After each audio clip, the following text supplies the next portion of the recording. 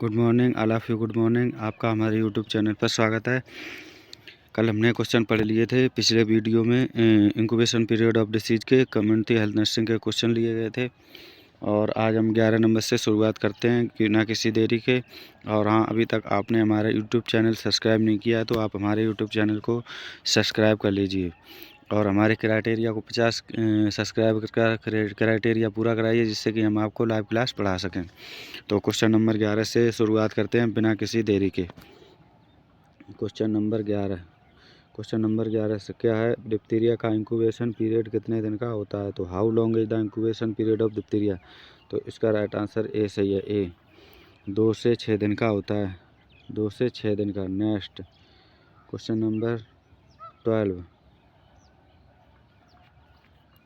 तो पोलियोमाइलाइटिस का incubation period कितने दिन का होता है? How long is the incubation period of poliomyelitis? तो इसका राइट आंसर सही होगा सी। 7 से 14 दिन का होता है पोलियोमाइलाइटिस का incubation period. Next question, food poisoning का इंक्यूबेशन पीरियड कितने दिन का होता है? फूड पॉइजनिंग का।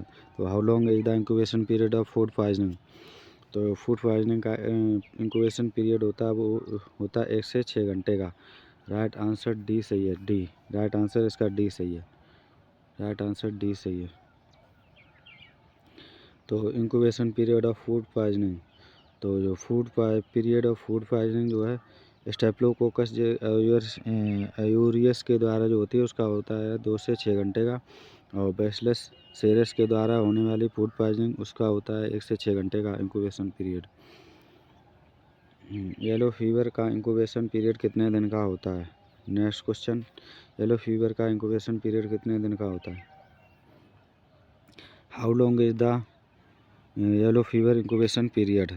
तो इसका राइट आंसर सही होगा 2 से 6 दिन, 2 से 10 दिन और 2 से 7 से 14 दिन, 1 से 2 दिन। तो इसका राइट आंसर सही होगा ए। इसका राइट आंसर सही होगा ए। राइट आंसर ए सही है। 2 से 6 दिन।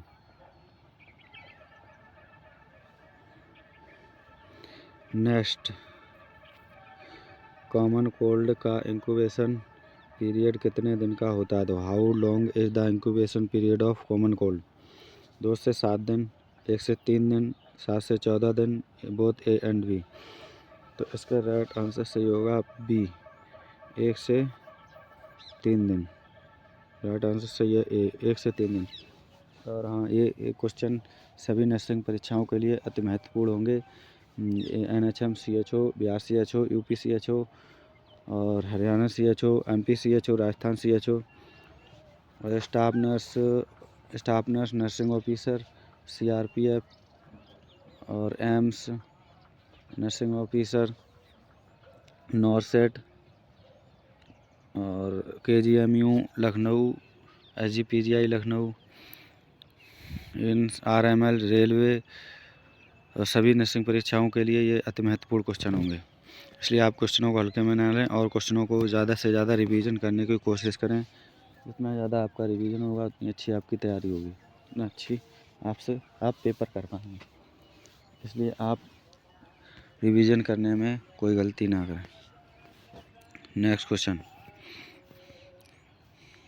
नेक्स्ट देखते हैं, मलेरिया का उद्भवन, यानी मलेरिया का उद्भवन का मतलब होता है incubation period of malaria.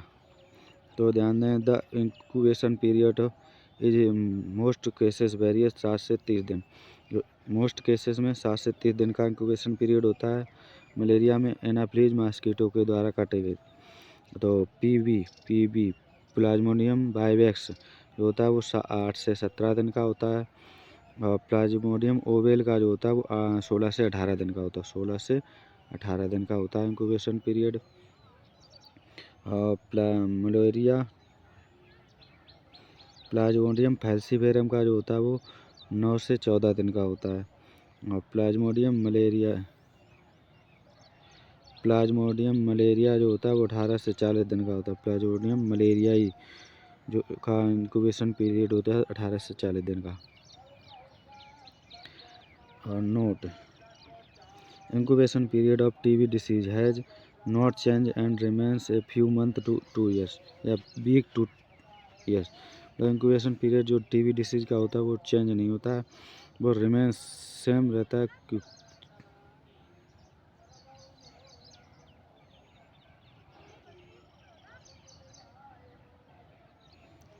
Incubation period of disease has not change in remains few month, मतलब कुछ महीने से लेकर 2 वर्ष तक का या सप्ताह से लेकर 1 वर्षों तक होता है।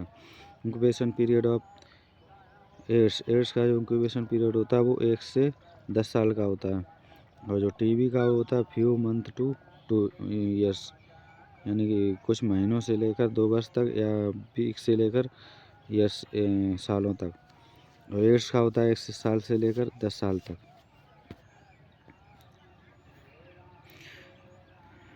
निम्न में से कौन सी वैक्सीन नोज या नाक ड्रॉप के माध्यम से दी जाती है? Which of the following vaccine is given through nose drop? Yellow fever, rota virus, influenza virus, measles. तो इसका राइट आंसर सही होगा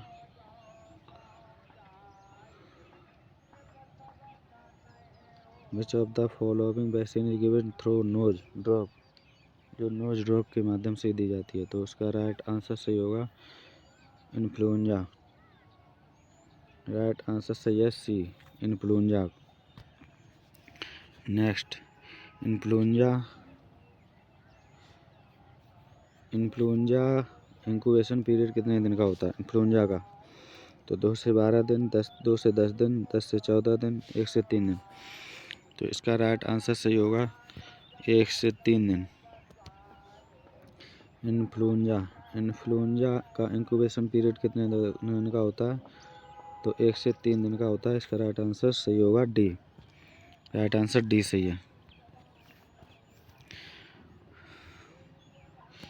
नेक्स्ट, डिप्थीरिया का इंक्यूबेशन पीरियड कितने दिन का होता है? तो how long is the incubation period of diphtheria?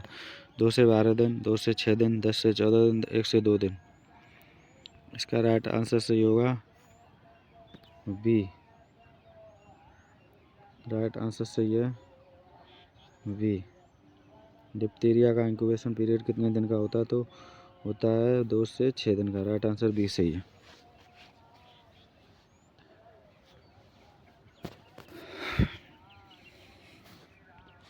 Next, diphtheria का पीरियड कितने दिन का होता है? तो वही क्वेश्चन है, 2 से 6 दिन। राइट आंसर बी सही है इसका भी। पानी से फैलने वाली बीमारी निम्न में से कौन सी है? नेक्स्ट, पानी से फैलने वाली बीमारी निम्न में से कौन सी है? Which of the following is a water borne disease? Dengue, hepatitis B, Japanese encephalitis या पोलियो। तो इसका राइट आंसर सही होगा पोलियो। राइट आंसर डी सही है। जब पानी से फैलने वाली बीमारी कौन सी है? तो पोलियो है। राइट आंसर डी सही है। Next, dangerous water borne disease cholera and typhoid. जो डेंजरस वाटर बोर्न डिसीज में वो है cholera and typhoid. Cholera and typhoid जो है वाटर बोर्न डिसीज है, डेंजरस खतरनाक बीमारी है वो cholera and typhoid. Next, pulse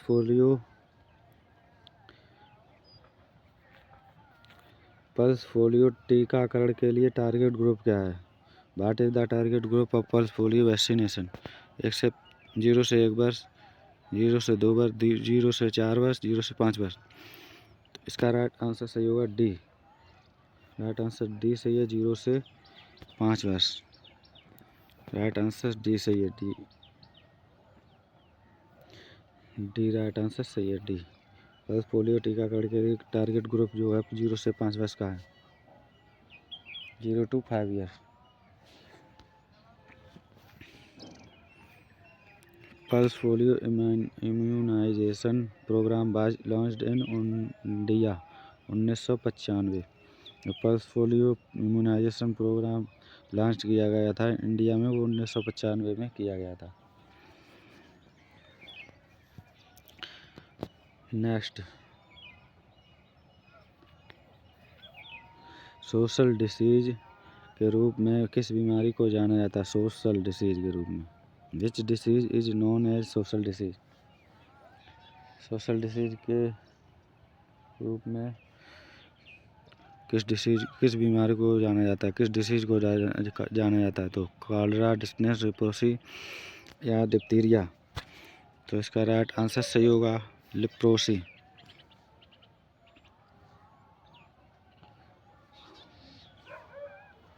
right answer C सही है। सोशल डिसीज के रूप में किस बीमारी को जाना जाता है? वो है लेप्रोसी। राइट आंसर सी सही है। लेप्रोसी को जाना जाता है सोशल डिसीज के बारे में, सोशल डिसीज के रूप में। आशा का रिक्रूटमेंट कहाँ होता है? नेक्स्ट क्वेश्चन, आशा का रिक्रूटमेंट कहाँ होता है? Where does ASHA recruitment?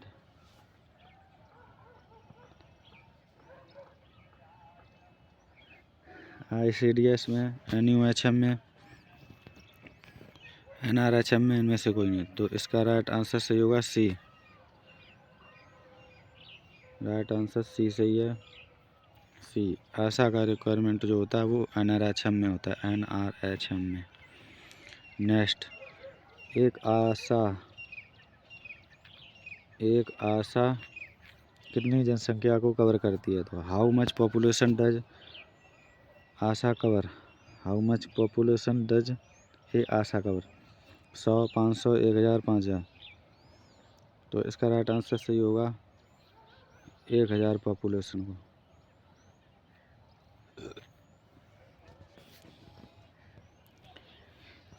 एक आशा कितनी जनसंख्या को कवर करती है? तो 1000 पॉपुलेशन को कवर करती है। चावल के पानी जैसा स्टूल। नेक्स्ट, चावल के पानी जैसा stool, rice stool, water stool मिलता है। Rice water stool, remember, tetanus, polio, cholera, measles किस में मिलता है? तो इसका राइट आंसर सही होगा सी, हैजा में। राइट आंसर सही है सी। चावल के पानी जैसा स्टूल आता है किसमें? तो राइस वाटर स्टूल मिलता है किसमें? तो कॉलेरा, हैजा में मिलता है। राइट आंसर सी सही है। स्वाइन फ्लू का इन्फेक्शन पीरियड कितने दिन का होता है? नेक्स्ट क्वेश्चन, स्वाइन फ्लू का इंक्यूबेशन पीरियड कितने दिन का होता है? What is the incubation period of swine flu? 10 से 15 दिन, 14 से 18 दिन, 1 से 3 दिन, 5 से 6 वीक? तो इसका राइट आंसर सही होगा 1 से 3 दिन। स्वाइन फ्लू का इंक्यूबेशन पीरियड जो होता है वो 1 से 3 दिन का होता है। स्वाइन फ्लू का इंक्यूबेशन पीरियड जो होता है वो 1 से 3 दिन का होता है। स्वाइन फ्लू का इंक्यूबेशन पीरियड जो कितने दिन का होता है? वो 1 से 3 दिन का होता है। राइट आंसर सी सही है। सिलिम रोग के नाम से किस बीमारी को जाना जाता है? सिलिम रोग। नेक्स्ट क्वेश्चन, सिलिम रोग डिसीज के नाम से किस बीमारी को जाना जाता है? विच डिसीज इज नॉन एज सिलिम disease? Dengue fever, tuberculosis, plague, AIDS? तो इसका राइट आंसर सही होगा डी। राइट आंसर डी सही है। एड्स को सिलिम रोग के नाम से जानते हैं। सिलिम रोग डिसीज या सिलिम डिसीज के नाम से किस बीमारी को जानते हैं? तो वो है एड्स। राइट आंसर डी सही है। एड्स की फुल फॉर्म क्या है? तो acquired immuno deficiency syndrome. AIDS की फुल फॉर्म जो है acquired immuno deficiency syndrome. Right answer. Next question, plague फैलता है transmitted in the plague transmitted के सॉफ्ट टिक से, जू से, रेड फ्लाई से, हार्ड टिक से? तो इसका राइट आंसर सही होगा रेड फ्लाई से। रेड फ्ली से जो फ्लेग फैलता है, plague plague is the plague transmitted किसके द्वारा होता है? तो राइट आंसर सही है रेड फ्ली के द्वारा। राइट आंसर सही है रेड फ्ली के द्वारा प्लेग फैलता है। राइट आंसर सी सही है। नेक्स्ट 29, पोलियो निम्न में से किसके द्वारा होता है? Polio is caused by which of the following? Protozoa, bacteria, fungus, virus. Polio is caused by which of the following?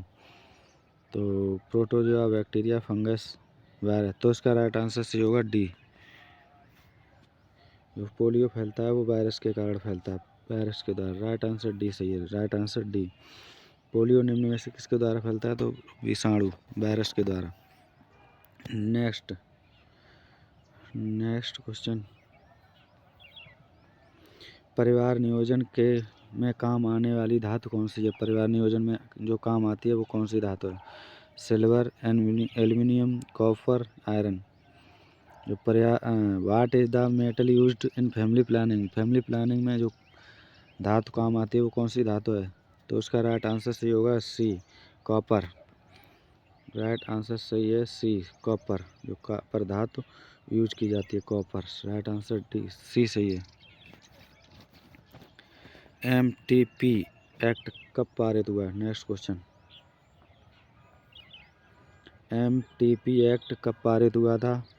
When was the MTP act passed? तो राइट आंसर सही होगा क्या? 1970, 1971, 1981, 1977। इसका राइट आंसर सही होगा बी। तो MTP जो act पारित हुआ था वो हुआ था 1971 में, 1971 में, 1971 में पारित हुआ था। राइट आंसर सही है बी। नेक्स्ट क्वेश्चन,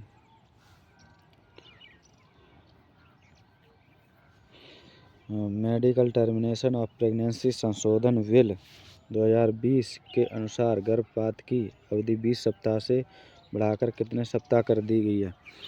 और according to medical termination of pregnancy amendment bill 2020, the duration of abortion has been increased from 20 week to how many weeks? 22 weeks, 24 weeks, 25 week, 28 week. तो इसका राइट आंसर सही होगा B. Right answer B सही है। 20 सप्ताह से लेकर 24 सप्ताह तक बढ़ा दी गई है। राइट आंसर बी सही है। नेक्स्ट क्वेश्चन, जनसंख्या गणना कितने वर्ष बाद की जाती है? How many year after the population क्वेज census is done? जनसंख्या गणना कितने वर्ष के बाद की जाती है? तो 5 वर्ष, 5 ईयर्स, 15 ईयर, 10 ईयर, 12 ईयर। इसका राइट आंसर सही हुआ सी, 10 ईयर्स।